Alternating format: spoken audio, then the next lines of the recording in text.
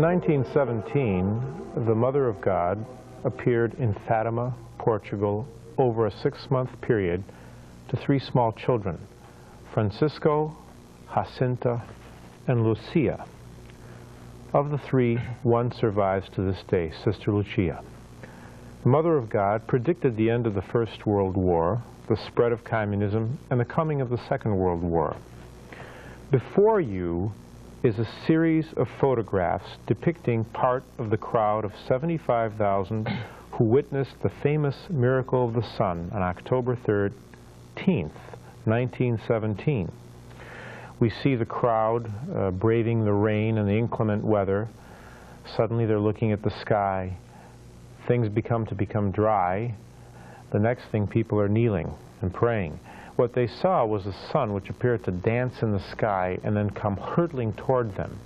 And miraculously, everything returned back to normal. The one remarkable thing was that the wet clothes were dry, even though it had been a torrential downpour, and the clothes which were caked with mud were now clean. Our Lady indicated at Fatima that more souls go to hell as a result of sins of the flesh than for any other reason. She also warned of the introduction of certain fashions which would be very offensive to God. Julius Smetona, this is what Catholics believe. With me today to discuss an almost forgotten topic, Catholic modesty, are 2 priests who celebrate the traditional Latin Mass exclusively and who have remained loyal and true to the traditional Catholic religion. Father Clarence Kelly is a superior of the Society of St. Pius V and spiritual director of the Daughters of Mary, a congregation of traditional Catholic sisters in Round Top, New York. Also with us is Father William Jenkins, editor and publisher of the Roman Catholic magazine and pastor of St. Therese Church in Parma, Ohio. Reverend Fathers, perhaps you could begin by just describing the notion of Catholic modesty. What does it deal with? What does it encompass? What is it? Well, modesty is a due reserve or restraint in a person's speech, behavior, and dress, out of respect for the dignity of human nature, and also out of a healthy fear of human weakness. Mm-hmm. You know, many would be perhaps not surprised that the Church has teachings on social and moral issues, but they would be surprised that the Church has a teaching on modesty, especially on attire. Does it really, why is the Church, say, concerned with how people dress? Well, the Church is concerned with the way people dress precisely because of human weakness due to original sin. You know, after Adam and Eve sinned, they discovered their nakedness, and they were ashamed. And this would be a very natural, a healthy natural reaction. They covered themselves in response to it. And this is a characteristic that separates the human race from any other life form on earth that it uses clothing. And this is because of the moral dimension of human existence, which no other living being has, as far as we know, in the universe. It is really because man has a conscience and a soul that he does wear clothing, and because that soul has been polluted by sin, that clothing is necessary. The Church is concerned about that because God has, in His wisdom, created man, male and female, and placed between them an attraction, which now is no longer, unfortunately, subject to reason. It is often dominating a person's personality. We not only have masculine and feminine, but we have a preoccupation with the male and the female aspects of a person's personality, to the extent that the very immortality of the soul is somehow lost in the idea of the what God intended to be specifically for the procreation and the perpetuation of the human race. It's taken over as though it's a god or a goddess. And that's why the pagan civilizations throughout the centuries deified this urge of human nature and worshipped it, because it brought them supreme pleasure. And the Church, which insists that man is more than certain organs, but that he has an immortal soul to save, insists that that be de-accentuated in order to remember the dignity of the immortal soul created in the image and likeness of God, and that we no longer forget it just for the sake of some impulsive, out-of-control urge of the excitation of certain organs of the body. Father Kelly, I know this is a very broad question, but what are some guidelines, specific guidelines and Catholic standards of modesty and deportment, dress, and say conversation? Well, to answer that adequately, I think we have to go back again to the point that Father Jenkins made as regards the motive of the Church in prescribing certain standards. And it's a double motive, as he pointed out. One motive is a motive of human dignity, that man, while he does have an animal aspect to his nature, nevertheless is at the pinnacle of creation with the angels. In fact, St. Louis de Montfort actually says that even though the angels are by nature superior to man, man occupies a unique position in creation. And man, St. Louis de Montfort says, is God's special work, because in him everything is summed up, everything in God's universe. But the dignity of human nature, as it was created by God, so that it might be used in accord with the intention of God, and the weakness of human nature. Originally, there was order in human nature. There was no conflict between the lower and the higher. In the Garden of Eden, for example, Adam and Eve never experienced any inclination of the flesh that was contrary to reason. Reason ruled. The lower nature was subordinate, was subject. There was no struggle, there was no effort, there was no war, there was no flesh lusting against the spirit and the spirit warring against the flesh. A perfect order. But as soon as they committed the original sin, not only was death introduced into to the order of things, but also the nature of man was wounded, was very severely wounded. And it was wounded not only with one wound, it was actually wounded with four wounds. Four wounds. The mind was darkened, the will was wounded with a wound of malice, the concupiscible appetites wounded, and the irascible appetites were wounded. So there is a disorder in us now, and we have to come to terms with that disorder. We have inclinations which are contrary to right reason. And so in order to establish the order of right reason, in order to subordinate man to the law of God, you must take certain steps because of the weakness of human nature. And so the Church says, you must do everything in your power to cooperate with the law of God, and part of doing everything in your power is to avoid situations and occasions which would lead you into sin because of human weakness. And so the Church says, since concupiscence is one of the wounds of human nature, since there is an inclination of the flesh contrary to reason, for example, a married man who gives himself to his wife, who is committed to her and in a certain sense consecrated to her, if he exposes himself to dangerous situations, he will have an inclination to commit sin. And so the Church says, don't do that. Don't expose yourself to a dangerous situation. And then the Church says, clothe yourselves properly, avoid things which would stir up the passions and incline a man to go against the right reason. So the Church says to men and to women, clothe yourselves, because you could be the occasion of another person falling into sin. So the Church does have standards.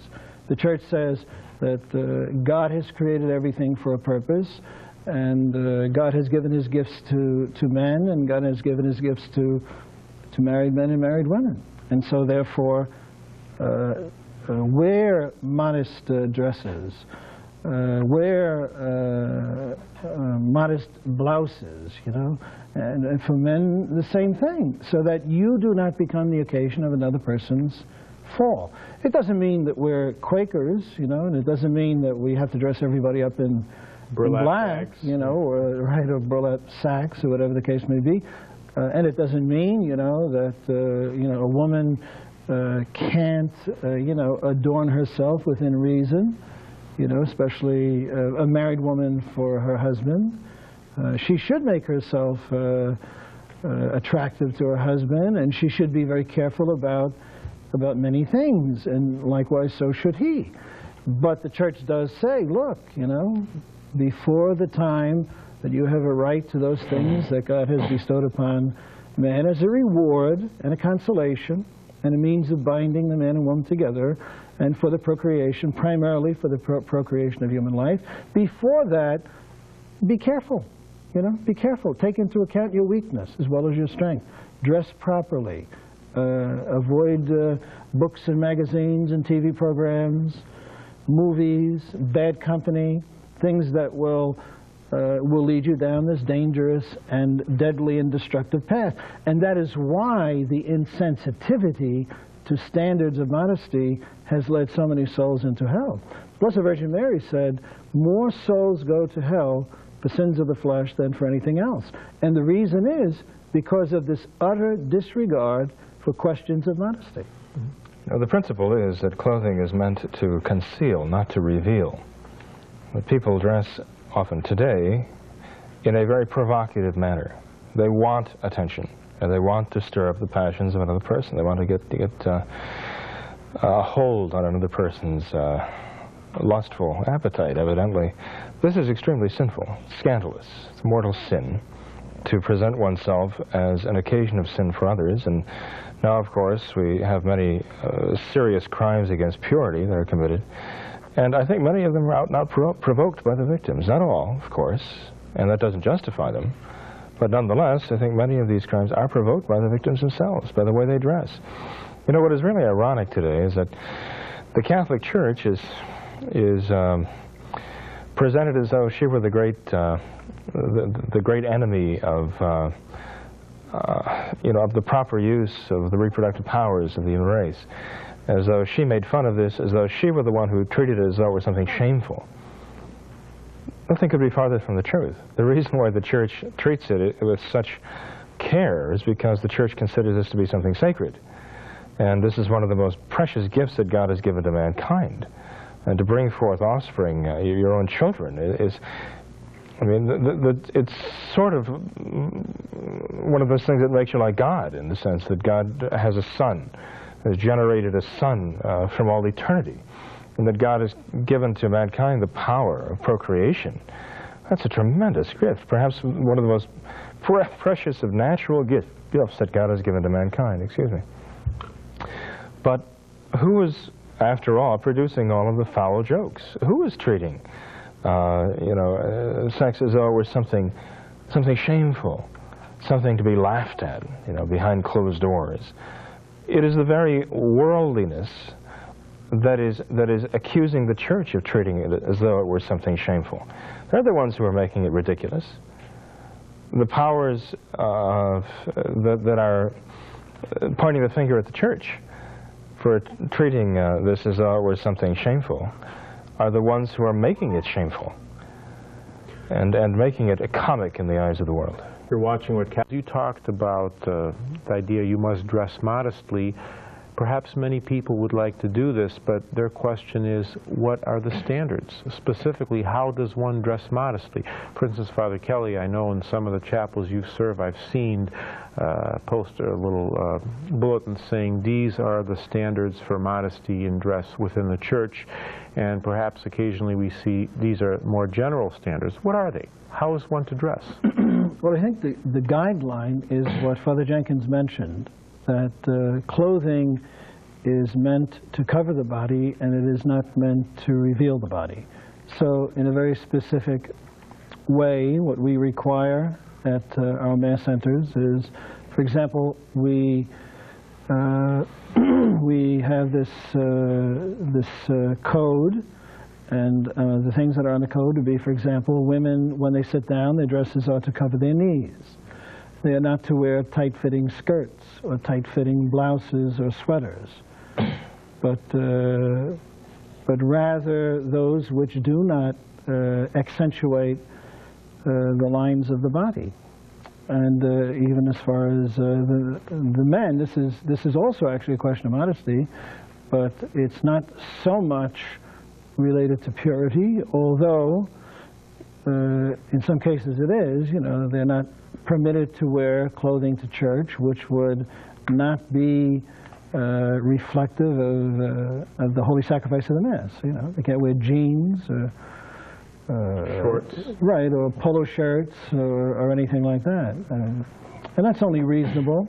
It is modest again with regard to the comportment of the body. But I would like to say something else. It's a very interesting thing as to why there is an obsession.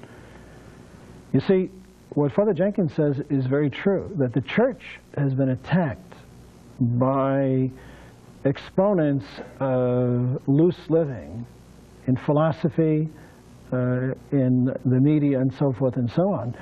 But you have to notice that these very people who attack the church for what they believe is a certain excess are themselves literally obsessed with this. There is an obsession. You don't have to be a rocket engineer to know that American television is obsessed with sex. There's an obsession. The directors, the actors, the writers have this compulsion to constantly talk about, think about, make jokes about, and portray things related to this. And the question is, why? Apart from any evil intention, and in some cases there no doubt an evil intention to corrupt, but even apart from that, the question is, why? Why are they obsessed with this thing? And the answer is that they don't understand that they have a spiritual soul, and that in that spiritual soul there is a quasi-infinite longing for God. They don't understand that what they're searching for when they go from pleasure to pleasure is really God. And because the desire in them is a quasi-infinite desire, it is for something beyond the flesh. No matter how much they satiate the flesh and feed the flesh, they can never be satisfied. In fact, the more they do that, the more they pander to their lower nature, the less satisfied they are. You can take the case of an animal. If an animal has what it needs physically for survival, it's content. There are contented cows, you know. They sit down and chew their cud and they're perfectly content. Why are they content? The reason they're content is because they have in them a desire for certain things, and when they acquire those certain things, they're content. Man has in himself a desire for the infinite, a desire for the truth, the infinite truth which is God, and the infinite good which is God. And therefore, unless they direct the desires of their souls to an adequate object, that for which their souls were made, they will never be satisfied. They will be obsessed, they will be preoccupied, and they will be perpetually dissatisfied, because all the things that they feed their soul are inadequate. You know, there was even an expression recently, I think in the advertising industry, that came across in some of the ads for excitement and adventure. They used the word the ultimate, going for the ultimate. You could never get too much. Always go for that step beyond, have a little more. And that's just a craving that they're trying to satisfy by sensual satisfaction that they can never satisfy. It's a desire for Almighty God.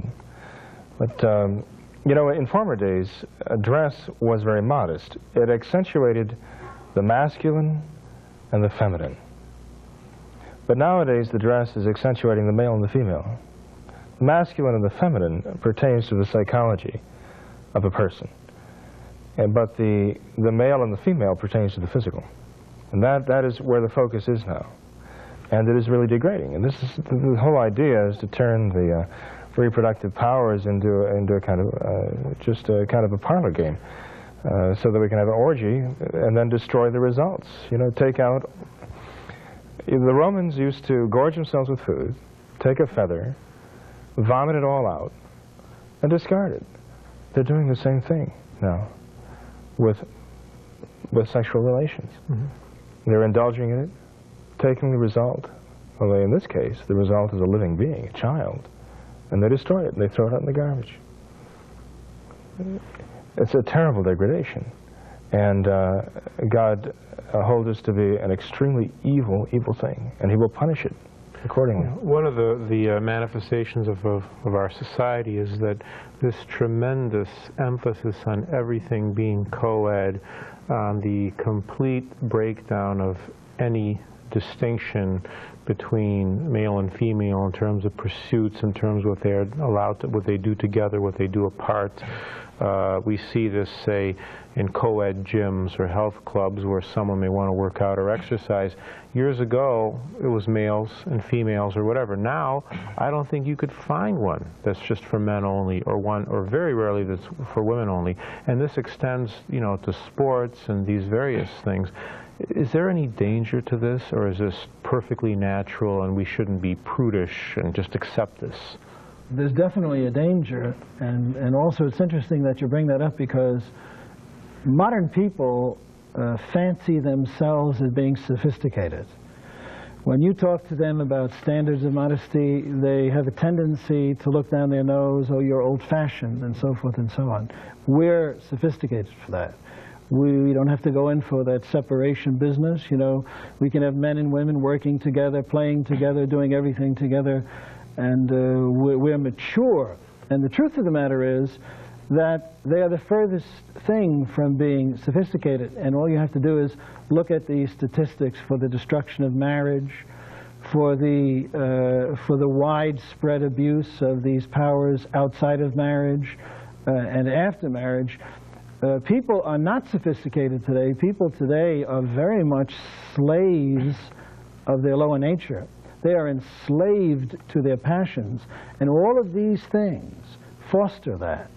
This accentuation, as Father Jenkins says, of male and female, rather than the accentuation of the feminine and the masculine. What that does is it presents a constant series of stimuli which arouse the people, preoccupy them with these things, obsess them with these things, so that even when they realize that these things are empty, because they know they're empty. If they weren't empty, they wouldn't have to go back. I mean, if you're thirsty and you take a drink and you're satisfied with the drink, you don't keep going back to the sink to drink more. If you have to keep going back to the sink and drink 10, 15, 20, 30 glasses of water, if you have any brains at all, you're going to conclude that water doesn't satisfy the thirst, if you have any common sense at all. But these people, they know that. They know in their hearts and souls they're not satisfied. They know there's something missing. There's a profound emptiness. But because our society provides them with this constant series of temptations, they don't have the strength to break away. They don't have the strength to stop and to say, there's something wrong here. This is not what I was made for. I was made for something else, something better, something greater. And that is why standards of modesty are so important, to provide occasions of virtue instead of occasions of sin, to help people to fight against the effects of original sin and against the lusting of the flesh against the spirit. You have to provide people with circumstances in which they can practice virtue. And then when they're able to practice control and virtue, then they are better able to pursue that for which their souls were made, Almighty God. Then they can see, they can understand. They can be then sophisticated in the real sense of the word. They can be mature people acting according to the dictates of reason, with reason subject to God. You know, almost no one would think twice about, say, any kind of a moral danger of going to a public beach or going to a public swimming pool in mixed company. Is there any danger to this? There's no question that there's a danger the way people dress today. You know, our blessed Lord and Savior Jesus Christ, he said that if a man looks at a woman with lust, he has already committed adultery in his heart. We are obliged to serve God not only with our external behavior, but with our minds and with our hearts. We have to be pure in thought, in word, in deed, and in desire. And therefore, if we expose ourselves to a danger like that, we are exposing ourselves to what's called the proximate occasion of mortal sin, a near occasion of mortal sin. The average good person who exposes himself to that danger will fall. If you play with fire, you're going to get burned. If you play with the fire of impurity, you will burn for all eternity. You've been watching